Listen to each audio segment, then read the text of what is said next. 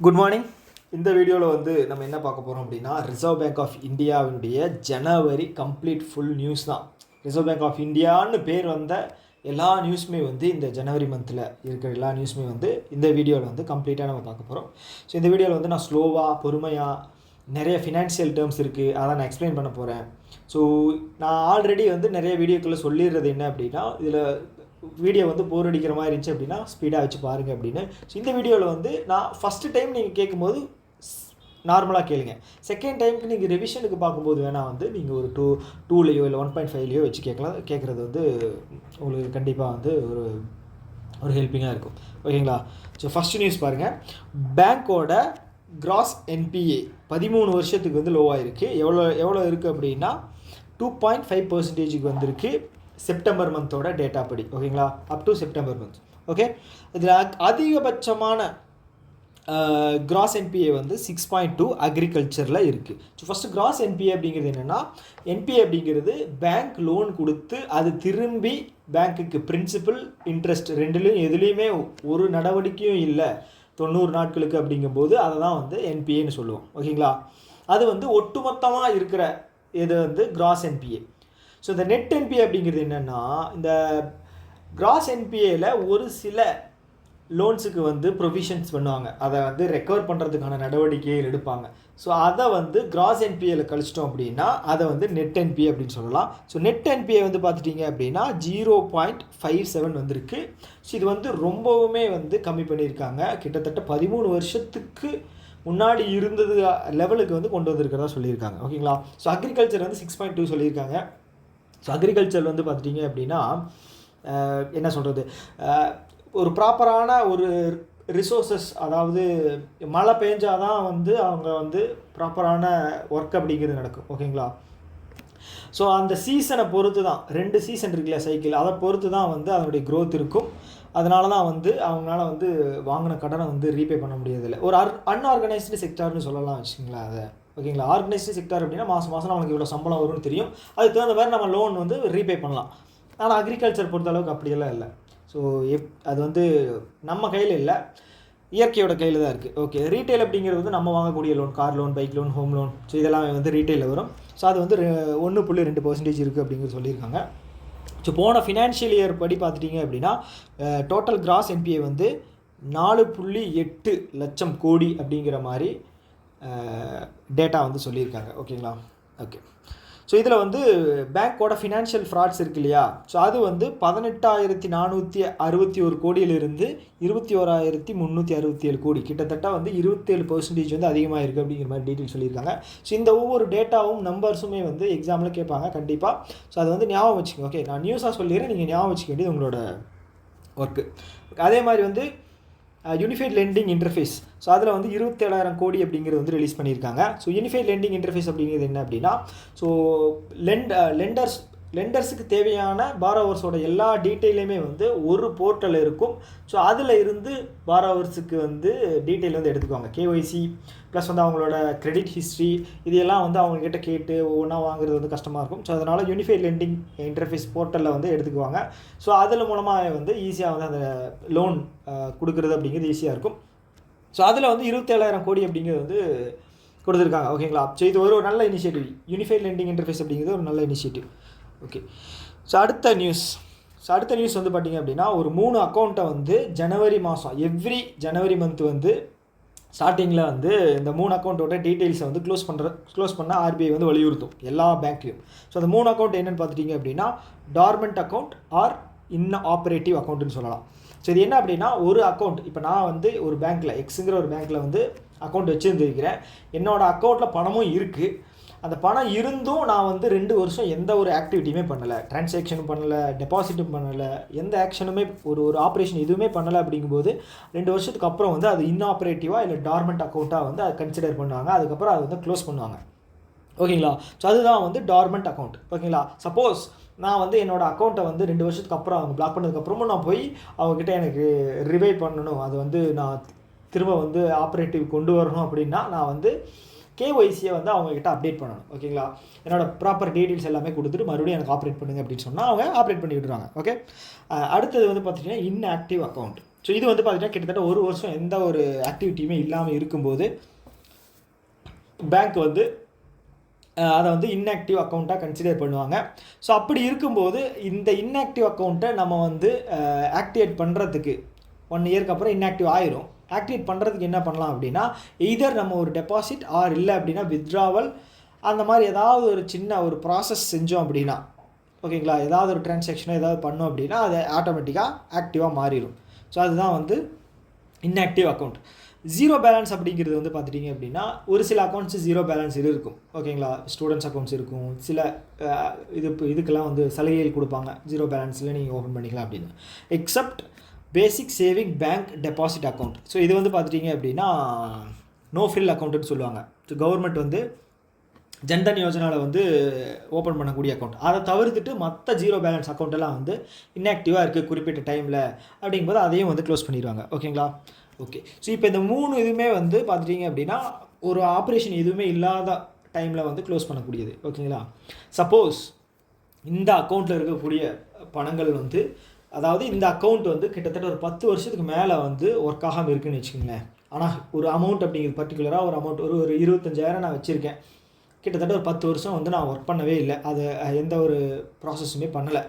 So இந்த என் பேங்க்கில் இருக்கிற அந்த 25,000 வந்து பார்த்துட்டிங்க அப்படின்னா ஆர்பிஐக்கு வந்து அந்த அக்கௌண்ட்டுக்கு வந்து ஆர்பிஐயில் ஒரு ஒரு அக்கௌண்ட் இருக்குது, அதுக்கு வந்து ட்ரான்ஸ்ஃபர் ஆகிடும். அது என்ன அப்படின்னா டெபாசிட்டர்ஸ் எஜுகேஷன் அவேர்னஸ் ஃபண்டு, அதுக்கு வந்து ட்ரான்ஸ்ஃபர் ஆகிரும்.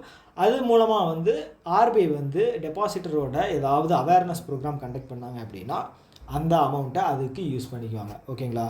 சப்போஸ் என்னோட நாமினியோ இல்லை நானே வந்து பார்த்துட்டிங்க அப்படின்னா வேலிடான ஒரு ப்ரூஃப் வச்சுக்கிட்டு நான் போய் அதை கிளைம் பண்ணுறேன் அப்படின்னா அவங்க வந்து திருப்பி வந்து அந்த பணத்தை தந்துடுவாங்க. ஓகே, அது வந்து உட்காம் போர்ட்டல் அப்படிங்கிற ஒரு இது இருக்குது, உட்காம் போர்ட்டல். ஸோ இதில் போய் நான் வந்து அதை வந்து கிளைம் பண்ணிக்கலாம், ஓகேங்களா. ஓகே, ஸோ இதுதான் இந்த நியூஸோட ஃபுல் டீட்டெயில். ஸோ அடுத்தது வந்து என்பிசிஐ இருக்கு இல்லையா, national payment corporation of India. So அவங்க வந்து ஒரு டெட்லைன் செட் பண்ணியிருக்காங்க. யாருக்கு அப்படின்னு பார்த்துட்டிங்க அப்படின்னா, இப்போது பேமெண்ட் ப்ரொவைடர்லாம் இருக்காங்க இல்லையா, UPI payment providers. So for example இப்போது ஃபோன்பே, கூகுள் பே இருக்காங்க இல்லையா, ஸோ அவங்களெல்லாம் வந்து நம்ம பேமெண்ட் அக்ரிகேட்டர்னு சொல்லலாம், ஓகேங்களா. ஸோ அவங்க யூபிஐயில் வந்து இப்போது நீங்கள் கடையில் போய் நம்ம ஒரு ஸ்கேன் பண்ணி இது பண்ணுறோம். ஸோ அதில் மேக்ஸிமம் வந்து பார்த்துட்டிங்க அப்படின்னா எல்லா இடங்கள்லையுமே வந்து ஒன்றும் ஃபோன்பே வச்சுருப்பாங்க, இல்லைன்னா வந்து கூகுள் பே நம்ம யூஸ் பண்ணுறது வச்சுங்களேன், அது ஃபோன்பே, கூகுள் பே. ஸோ இவங்க 2 பேருமே வந்து பார்த்துட்டிங்க அப்படின்னா 85% மேலே வந்து சர்வீஸ் கொடுக்குறாங்க, ஓகேங்களா. அதை தாண்டி அடுத்தது இருக்கிற இந்த பேடிஎம் அப்புறம் யார் நபீன் ஒன்று இருக்குது, அப்புறம் க்ரெட்டு, அப்புறம் பிம் அப்படிங்கிறது வந்து கவர்மெண்ட்டோடது, ஓகேங்களா. இது எல்லாமே வந்து பார்த்துட்டிங்க அப்படின்னா இது வந்து அதோட சான்சஸ் அப்படிங்கிறது ரொம்ப கம்மியாக இருக்குது, யாருமே இது வந்து யூஸ் பண்ண மாட்டேங்கிறாங்க, ஓகேங்களா. தேர்ட் இருக்கிறது வந்து பார்த்திங்க அப்படின்னா பேடிஎம் தான், ஃபோர்த் வந்து நபி. ஸோ இப்படி இருக்கும்போது இது வந்து டூயோபோலியாக வந்து மாறதுக்கு வாய்ப்பு இருக்குது, ஓகேங்களா. மார்க்கெட்டில் வந்து 2 பேர் தான் இருக்காங்க. ஸோ இப்போ 2 பேர் தான், ஜியோவும் ஏர்டெல்லும் இருந்ததுனால அவங்க வைக்கிறது தான் சட்டம், நான் விலையேற்றுவேன் அவனும் விலையேற்றுவான், வாங்குறது நீங்கள் வாங்கி தான் ஆகணும் அப்படின்னு ஒரு சட்டம், அதாவது அவங்களுக்கு கேட்குற கால் இல்லாத மாதிரி. ஸோ அதுக்கு தான் வந்து என்பிசிஐ என்ன சொல்லியிருக்காங்க அப்படின்னா, உங்களோட மார்க்கெட் ஷேரில் வந்து 30% தான் உங்களோடது, 30 இல்லை 30க்கு கீழே தான் வந்து உங்களுடைய அந்த மார்க்கெட் கேபிட்டலைசேஷன் அப்படிங்கிறது இருக்கணும் பர்ஃபார்மன்ஸில், அதை தாண்டி போகக்கூடாது அப்படின்னு சொல்லியிருக்காங்க. இது வந்து டெட்லைன் ஃபிக்ஸ் பண்ணியிருக்காங்க, ஆல்ரெடி ஃபிக்ஸ் பண்ணியிருந்தாங்க, இப்போ மறுபடியும் வந்து அதை வந்து சேஞ்ச் பண்ணி December 31, 2026 வந்து அதை மறுபடியும் சேஞ்ச் பண்ணியிருக்காங்க, ஓகேங்களா. ஓகே, ஸோ கூகுள் பே வந்து நமக்கு தெரியும், ஃபோன்பே வந்து வால்மார்ட்டோடது, கூகுள் பே வந்து கூகுளோடது, ஓகேங்களா. ஓகே, ஸோ இது வந்து டெட்லைன் மட்டும் ஞாபகம் வச்சுக்கோங்க, டெட்லைன் ப்ளஸ் எவ்வளோ % அப்படிங்கிறது ஞாபகம் வச்சுக்கோங்க. ஓகே, ஸோ அடுத்தது வந்து இது ஒரு ஸ்டாட்டிக் நியூஸ் தான். ஃப்ளோட்டிங் ரேட் சேவிங் பாண்டோட பர்சன்டேஜ் வந்து 8.05% செட் பண்ணியிருக்காங்க. ஸோ இதோட லாக்இன் பீரியட் வந்து 7 வருஷம், ஓகேங்களா. 7 வருஷம் வரைக்கும் நம்ம லாக்இனில் தான் இருக்கும், ஒன்றும் பண்ண முடியாது. ஸோ இதோட பர்சன்டேஜ் மட்டும் ஞாபகம் வச்சுக்கோங்க, எக்ஸாமில் கேட்குறதுக்கு வாய்ப்பு இருக்குது, லாக்இன் பீரியடும் கேட்குறதுக்கு வாய்ப்பு இருக்குது, ஓகே. ஸோ நெக்ஸ்ட் நியூஸ் வந்து பார்த்திங்க அப்படின்னா, இப்போ கிரெடெக்ஸ் அப்படிங்கிற ஒரு பிளாட்ஃபார்ம் வந்து பார்த்துட்டிங்க அப்படின்னா அப்ரூவல் வாங்கியிருக்காங்க. எதுக்காக அப்படின்னா ட்ரேட் ரிசீவபிள் டிஸ்கவுண்டிங் சிஸ்டம். ஓகேங்களா? ஸோ இதை ஃபஸ்ட்டு இந்த ட்ரேட் ரிசீவபிள் டிஸ்கவுண்டிங் சிஸ்டம் அப்படிங்கன்னா என்னென்னு ஃபஸ்ட் நமக்கு தெரியணும். ஒரு நிமிஷம்.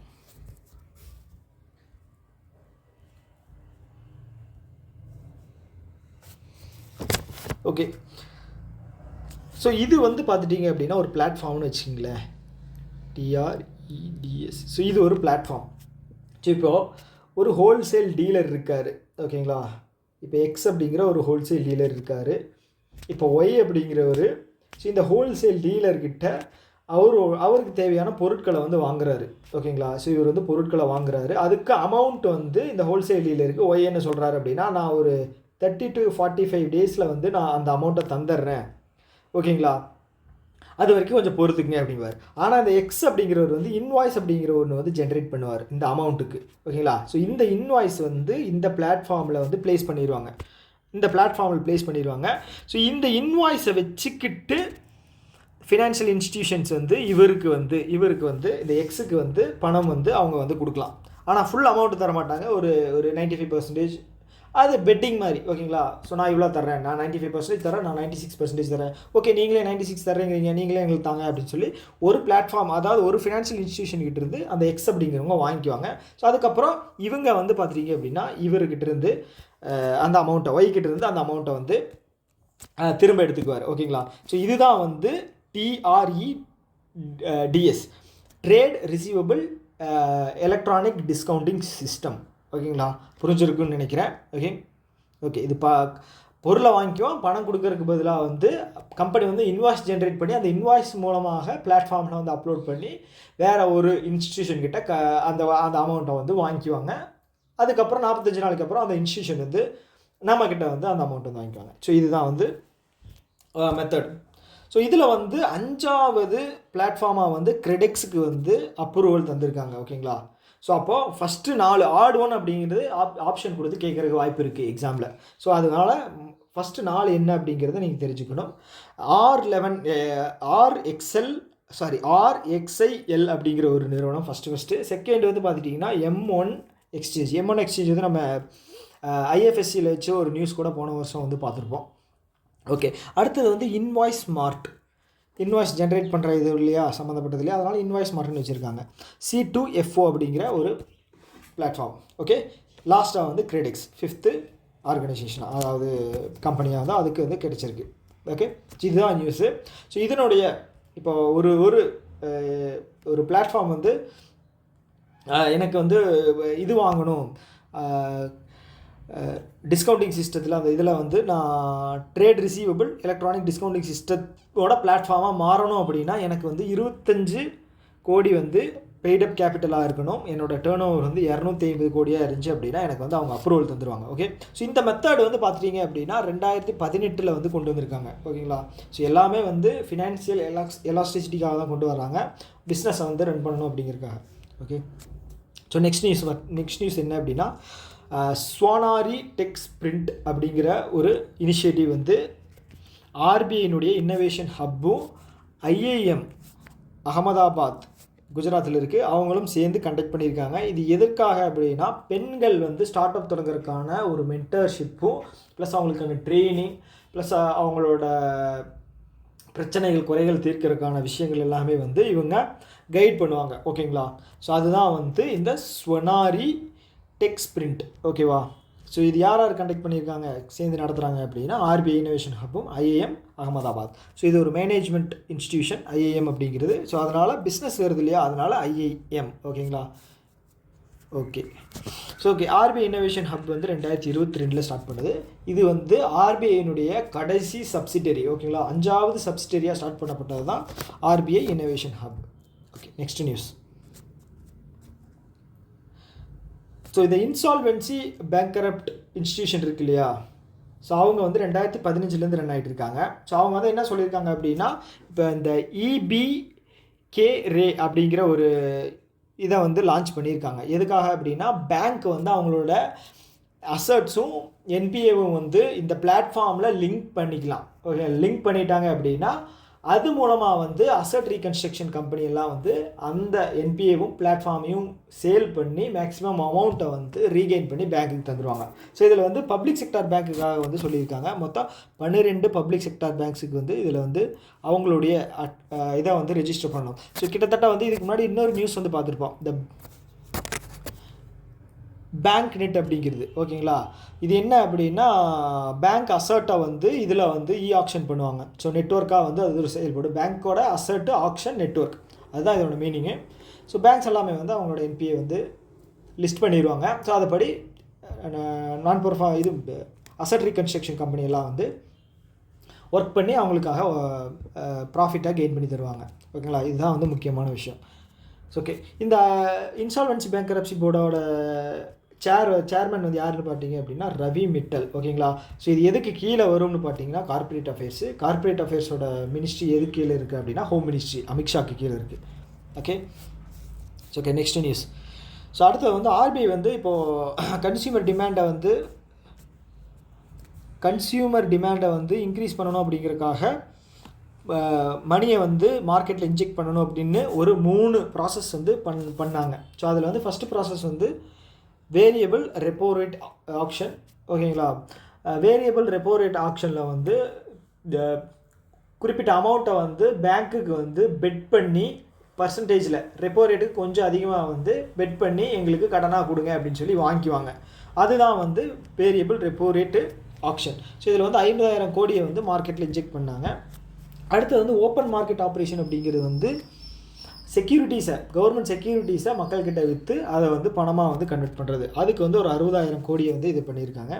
ஸோ அடுத்தது வந்து டாலர் ரூபி ஸ்வாப்புக்கு வந்து ஒரு 5 பில்லியன் வந்து 5 பில்லியன் மூலமாக வந்து பணத்தை வந்து கெயின் பண்ணலாம் அப்படின்னு வந்து பிளான் பண்ணியிருக்காங்க. ஸோ இந்த டாலர் ரூபி ஸ்வாப் அப்படிங்கிறது நீங்கள் டாலர் வச்சுருக்கீங்க அப்படிங்கும்போது ஸோ அந்த டாலரை பேங்க்கிட்ட கொடுத்து ருப்பியாக வந்து கன்வெர்ட் பண்ணிக்கலாம். கொஞ்சம் உங்களுக்கு ப்ராஃபிட்டபுளாக தான் இருக்கும். ஸோ அந்த மாதிரி தான் வந்து பேங்கிங் வந்து செட் பண்ணி கொடுப்பாங்க. ஓகே, ஸோ அடுத்து வந்து இது இல்லை ஏன் வந்து பண்ணுறாங்க அப்படின்னா இன்னொரு காரணம் வந்து பார்த்துட்டிங்க அப்படின்னா இப்போது அமெரிக்காவில் எலெக்ஷன் நடந்துச்சு, ப்ளஸ் வந்து ருப்பி டிப்ரிஷியேட் ஆனதுனால வேல்யூ கம்மியாயிருச்சு இல்லையா. ஸோ மார்க்கெட்டில் வந்து இன்வெஸ்டர்ஸ் வந்து இந்தியாவில் இன்வெஸ்ட் பண்ண தயங்குறாங்க. இன்வெஸ்டர்ஸ் எல்லாம் பெருசாக வந்து இன்வெஸ்ட் பண்ணுறது இல்லை. ஸோ அதனால் வந்து லோன் ஒன்று வந்து நம்ம டைட் மணி பாலிசியில் இருந்து லூஸ் மணி பாலிசி வந்தால் மட்டும்தான் மார்க்கெட்டில் பணம் போகும். மார்க்கெட்டில் பணம் போனால் தான் வந்து பிஸ்னஸ் ரன் ஆகும். பிஸ்னஸ் ரன் ஆனால் தான் வேலைவாய்ப்பு வரும். வேலைவாய்ப்பு வந்தால் தான் வந்து ஜிடிபி க்ரோத் ஆகும். ஸோ இதுக்காக தான் இவ்வளவும் பண்ணுறது. ஸோ அடுத்த நியூஸ் வந்து அதை சம்மந்தப்பட்டது தான். ஓகேங்களா, இப்போ டாலருக்கு நிகரான இந்தியாவோட மதிப்பு வந்து இன்னைக்கு ரேட்டு வந்து பார்த்தீங்கன்னா 87 ஆயிடுச்சு. 87 அப்படிங்கிற ஒரு ரேஞ்சில் இருக்குது. ஸோ இது வந்து பார்த்துட்டிங்க அப்படின்னா இப்போ ட்ரேட் பண்ணுவாங்க இல்லையா, டாலரில் வந்து ருப்பியை எக்ஸ்சேஞ்ச் பண்ணுற மாதிரி ட்ரேடு. இப்போ வந்து நான் வந்து அமெரிக்காவிலேருந்து ஒரு பொருளை வந்து இம்போர்ட் பண்ணுறேன் அப்படின்னா நான் ருப்பி டாலர் இதில் பண்ணேன் அப்படின்னா நான் எக்ஸ்ட்ராவாக டெய்லியும் வந்து சேஞ்ச் ஆகிட்டு இருக்கிறனால எக்ஸ்ட்ராவாக வந்து பே பண்ணுற மாதிரி இருக்கும். ஸோ அதை தவிர்க்கணும் அப்படிங்கிற ஒரு காரணத்தினால வந்து ஓவர்சீஸில் இருக்கிற இந்தியாவை தவிர்த்துட்டு வெளியில் இருக்கக்கூடிய இந்தியா பேங்க்லாம் வந்து ஒரு அக்கௌண்ட் ஓப்பன் பண்ணிக்கேன், special non resident Indian rupee account open பண்ணி பிஸ்னஸ்மேன்ஸ் நீங்களாம் வந்து ருப்பிலேயே வந்து உங்களோட ட்ரேட் அப்படிங்கிறது வந்து பண்ணிக்கலாம் அப்படிங்கிற மாதிரி ஒரு ஃபெசிலிட்டி வந்து பண்ணி கொடுத்துருக்காங்க ரிசர்வ் பேங்க் ஆஃப் இந்தியா. என்ன கொடுத்துருக்காங்க, special non resident Indian rupee account. எதுக்காக அப்படின்னா இந்த டீடாலரைசேஷன் ருப்பி டிப்ரிஷியேட் ஆச்சு இல்லையா, ஸோ அதுக்காக தான் வந்து இந்த ஃபெசிலிட்டி அப்படிங்கிற ஒரு விஷயத்தை வந்து பண்ணி கொடுத்துருக்காங்க. ஓகே, ஸோ நெக்ஸ்ட்டு ஒரு கமிட்டி வந்து ஆர்பிஐ வந்து செட் பண்ணியிருக்காங்க. எதுக்காக அப்படின்னா யூனிவர்சல் பேங்க்கு அண்டு ஸ்மால் ஃபினான்ஸ் பேங்க்கை வந்து யாரெல்லாம் அப்ளை பண்ணுறாங்களோ அதை எக்ஸாமைன் பண்ணி அவங்களுக்கு வந்து லைசன்ஸ் வந்து தர்றது தான். அது யாரோட தலைமை அப்படின்னா எம்கே ஜெயின் அவரோட தலைமையில் தான் வந்து இந்த கமிட்டியை வந்து ஃபார்ம் பண்ணியிருக்காங்க. ஓகேவா, ஓகே. ஸோ இதற்கான எலிஜிபிலிட்டி என்ன அப்படின்னா ஒரு என்பிஎஃப்சி இருக்குது, அது ஸ்மால் ஃபினான்ஸ் பேங்க்காக மாறணும் அப்படின்னா அதோட எலிஜிபிலிட்டி என்ன அப்படின்னா நான் ரெசிடென்ட், அதாவது அந்த நாட்டினுடைய குடிமகனாக இருக்கணும், சிட்டிசனாக இருக்கணும். அது மட்டும் இல்லாமல் அவருக்கு 10 வருஷம் அந்த பேங்க்லேயோ இல்லை ஃபினான்ஷியல் இன்ஸ்டிடியூஷன்லேயோ அவருக்கான எக்ஸ்பீரியன்ஸ் அப்படிங்கிறது இருக்கணும். அதை தாண்டி வந்து கேபிட்டல் ரிக்யர்மெண்ட் அப்படிங்கிறது வந்து 200 கோடி. ஓகேங்களா, ஓகே, இப்போ ஸ்மால் ஃபினான்ஸ் பேங்க்லேருந்து யூனிவர்சல் பேங்க்காக மாறணும் அப்படின்னா கேபிட்டல் வந்து 1000 crore இருக்கணும். அதே மாதிரி வந்து கிராஸ் என்பிஏ வந்து 3 இல்லைனா வந்து 3% கீழே இருக்கணும். நெட் என்பிஏ வந்து 1% கீழே இருக்கணும் கடைசி 2 வருஷத்தை கம்பேர் பண்ணும்போது. ஓகே, அதே மாதிரி வந்து ஏதாவது ஸ்டாக் மார்க்கெட்டு இதில் வந்து லிஸ்ட் பண்ணி இருந்திருக்கணும். சப்போஸ் வந்து பாம்பே ஸ்டாக் மார்க்கெட்டில் லிஸ்ட் பண்ணியிருக்கு, இல்லை நேஷ்னல் ஸ்டாக் மார்க்கெட்டில் வந்து லிஸ்ட் பண்ணியிருக்காங்க அப்படின்னா அதுவும் ஒரு எலிஜிபிள் தான். ஓகே, ஸோ அதே மாதிரி வந்து ஒரு 5 வருஷம் வந்து ப்ராஃபிட்டில் அந்த பேங்க் வந்து ரன் ஆகியிருக்கணும். ஸோ இதுதான் வந்து ஸ்மால் ஃபினான்ஸ் பேங்க்லேருந்து யூனிவர்சல் பேங்க்குக்கு கன்வெர்ட் ஆகக்கூடிய எலிஜிபிலிட்டி க்ரைட்டீரியா. ஸோ இப்போ யார் வந்து இதில் அப்ளை பண்ணியிருக்காங்க அப்படின்னு பார்த்தீங்கன்னா ஏயு ஸ்மால் ஃபினான்ஸ் பேங்க் வந்து அப்ளை பண்ணியிருக்காங்க. ஓகேங்களா, எங்களுக்கு வந்து நாங்கள் யூனிவர்சல் பேங்க்காக மாறணும் அப்படின்னு சொல்லி. ஓகே, ஸோ நெக்ஸ்ட் நியூஸ் வந்து பாருங்கள். சரி, நெக்ஸ்ட் நியூஸ் வந்து கிராஸ் பார்டர் பேமெண்ட் அக்ரிகேட்டராக வந்து ஸ்கைடோ அப்படிங்கிற நிறுவனம் வந்து வாங்கியிருக்காங்க. இந்த நிறுவனம் தான் வந்து முதல்ல இந்தியாவில் இந்த லைசன்ஸ் வாங்கக்கூடிய நிறுவனம் ஸ்கைடோ. கண்டிப்பாக எக்ஸாமில் கேட்கக்கூடிய வாய்ப்பு இருக்குது. ஸ்கைடோ அப்படின்னு டேரெக்டாக கேட்காம ஸோ அதனுடைய சிஇஓ யார், ஸோ அது அதோட ஹெட் குவார்ட்டர்ஸ் எங்கே அப்படின்னு கேட்குறதுக்கு வாய்ப்பு அதிகமாக இருக்குது. ஸோ ஏன்னா டேரெக்டாக இப்போலாம் எக்ஸாமில் வந்து கொஸ்டின்ஸ் எதுவுமே வந்து செட் பண்ணுறதில்ல. ஸோ நம்ம எல்லா வகையிலுமே வந்து படித்து வச்சுக்கிறது பெட்டர். ஸோ இந்த ஸ்கைடோ பேமெண்ட் அக்ரிகேட்டரோட சிஇஓ வந்து பார்த்துட்டிங்க அப்படின்னா ஸ்ரீவத்சன் ஸ்ரீதர். ஓகேங்களா, ஹெட் குவார்ட்டர்ஸ் எங்கே இருக்குது, பெங்களூரில் இருக்குது. Okay, so next news.